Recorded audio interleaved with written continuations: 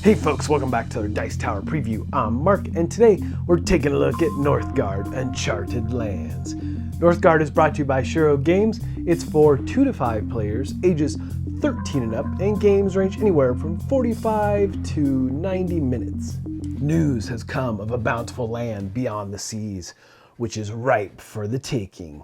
Vying for fame and power, war chiefs have sent their bravest clan warriors on a journey to uncover these distant shores and claim them for themselves, the uncharted lands of Northgard. In this game, each player takes control of a clan in the Northgard universe. They will build their own deck of cards during the game, and with these personalized decks, they will be trying to impose themselves in a race for territories, fame, and prosperity. So your goal here is to have the most fame points at the end of the 7th turn, or be the one to control 3 closed territories with large buildings at the end of any turn. First, let's take a look at these map tiles. So there's things of note here. You have resources that you might be putting out on the tiles, things like wood or food or lore. And there's different spots on the tiles as well for building buildings. You have small and large. Now, some of those spots might have a carved stone, and this is the only place you can build carved buildings or stone buildings. And then there are defining lines for the different territories. You have dotted lines and you have solid lines for regular and mountainous. And as you build out this map, you'll be creating larger and larger territories that you can occupy and control. And that's what this game is really about, trying to get the most control of the map. So each player is going to receive their own set of units in their color.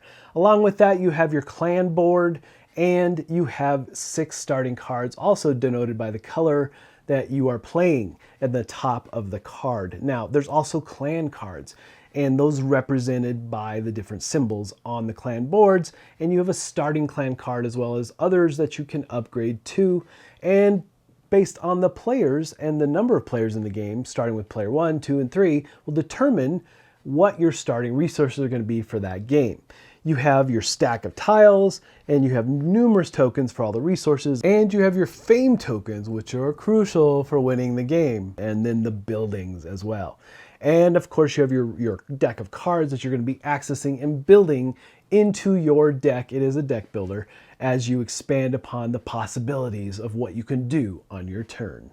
Now, to start off the game, each player in turn will be drawing tiles and connecting it to the centerpiece and deploying troops. And this is going to vary based on the player count. Now, just a quick look at these different clans. They all have their own special abilities. So in the case of the Raven clan, when they close a territory, they're going to gain a resource or collect a resource. And their war chief, each of the war chiefs have their own special abilities here as well. And you can re-roll combat dice for this particular clan. Now, again, like I said, all the different clans have their own special abilities, adding a lot of replayability. The thing I like too about this player card, I like reference cards in games. It gives you a nice phase of turn, as well as showing you the resources and costs when it gets to winter. So every turn or every round of the game consists of 5 basic phases. You're going to kick it off with the start of the turn. Moving from there to doing all your actions, this is the action phase, followed by the harvest phase, and then moving to the winter phase. From the winter phase, you'll be going to the end of the turn. Now, at the start of the turn, you're going to be drawing 4 cards from your personal deck. And it is a deck builder after all, so if you are out of cards, you're going to shuffle the discard and draw up to 4. Now, there is a main deck or collective deck that everybody's going to be referencing or tapping into. And in this deck, you're going to draw the amount of cards that are equal to the amount of players in the game, placing them face up next to that deck. So in this phase 2, you're going to be performing actions, basically playing a card out in front of you so you can activate it and use its particular type of action or ability. Now, the basic deck has all the main things you need. They're like the recruiting, you're going to be building buildings, you're going to be moving and exploring. And then there's even a feast card, which is a wild basically and can activate any one of those other types of actions. Now, as you expand your deck throughout the game, you're going to get bigger and better cards that do more of these types of things, but might give you additional benefits, like you might have to spend 1 less resource to do a certain building or whatever. But there is a ton of different cards, and as you augment and build your deck up, you're going to really become powerful in what you can do. And there's some interesting things about how you can discard cards out of the game as well by using your lore. It's one of the options in this action phase is to decide that, oh, I'm just going to discard a card and get rid of it. So there's some interesting trade-offs there, and even like waiting and different things like that as you replace cards, but you have to spend lore for a lot of these different things. But let's take a look at these basic actions. First one, recruiting. So like it sounds, you're going to be placing a raw recruit or a unit back out into the field where you have other units or where you have control. Now, if you've been wiped off the map, then you would place somewhere in a neutral area or neutral territory. The other nice thing is that if you built a building that's a training hall, then you get to place an additional unit when you recruit one. And again, as you get bigger and better cards, you're going to be able to recruit multiples at any one time. Or you're going to be building buildings, which is what you're going to be doing a lot of because you need the resources and different things they provide. So to build a small building, it's going to cost you 1 wood. However, the large buildings are going to cost you 3 wood in order to build those. And of course, you have the appropriate spots on the board to do so. Now, one of the big things obviously here is that you need resources. So food silos are going to give you food, obviously. Woodcutter lodges are going to give you wood, and then carved stone buildings are going to give you that lore resource. And all of that will be collected when you get to the harvest phase of the game. And you have to control those territories in order to gain those resources from those buildings. And of course, then there's the training camp, which we kind of talked about already. When you recruit, then you get additional units in those areas that you control. And there's a defense tower. When you go into battle, defense towers give you bonuses and so forth in those battles. So for the large buildings though, there's a fortress, which again gives you really nice benefits in battle. And the forge is really nice because all the different areas or territories you control with a forge are going to give you an extra card when you draw cards. So that's pretty handy.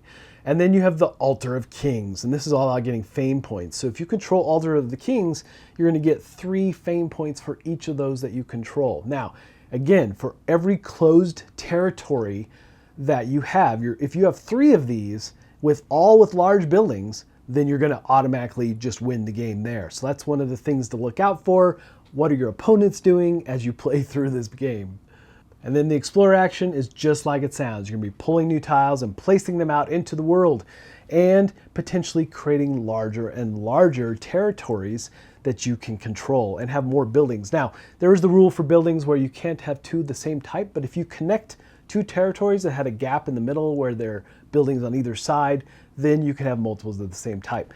But keep that in mind, but you must connect the tiles properly. And if there's some reason, which it could happen but rarely, that a tile won't connect, then you'll just discard that tile and pull a new one.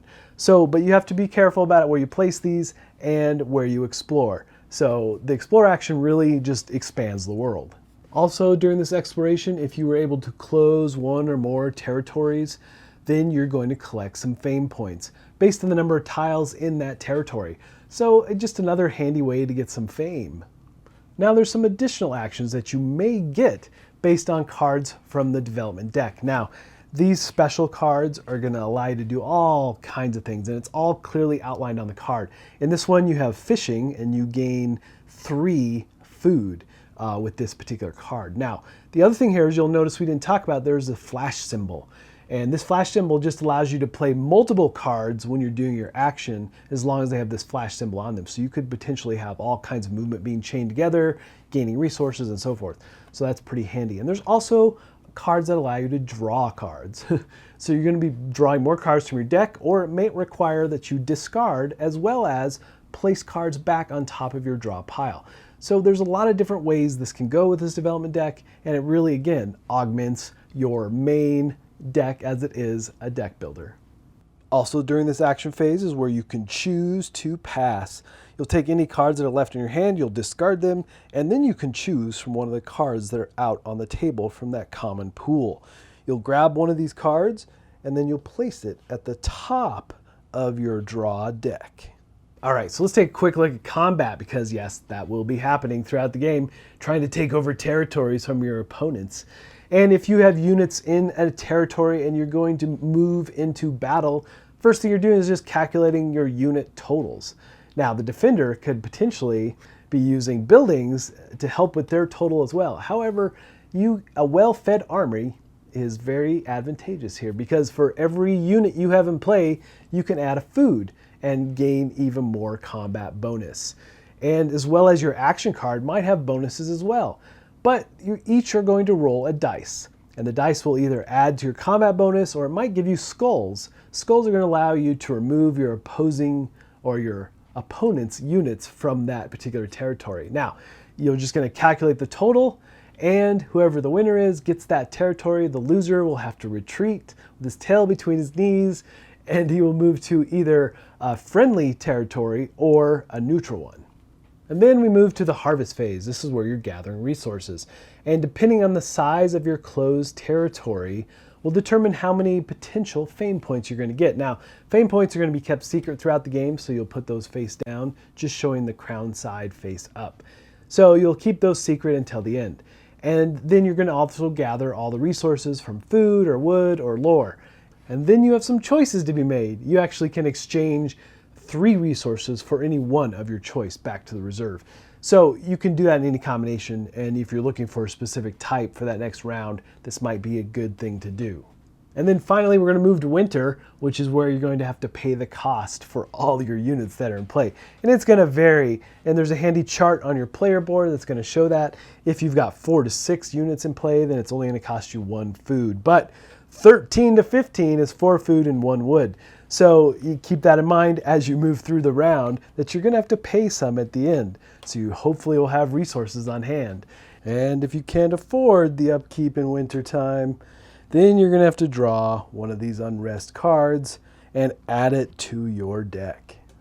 Now, if you were completely wiped out and were at the end of the round, then you have the option of putting 3 units back into play if you have nothing else left on the board into like a neutral territory. So that's basically what a turn looks like, and this will continue until one of the in-game conditions is met, and you'll calculate all the fame points, and whoever has the most will be the ultimate ruler of the land.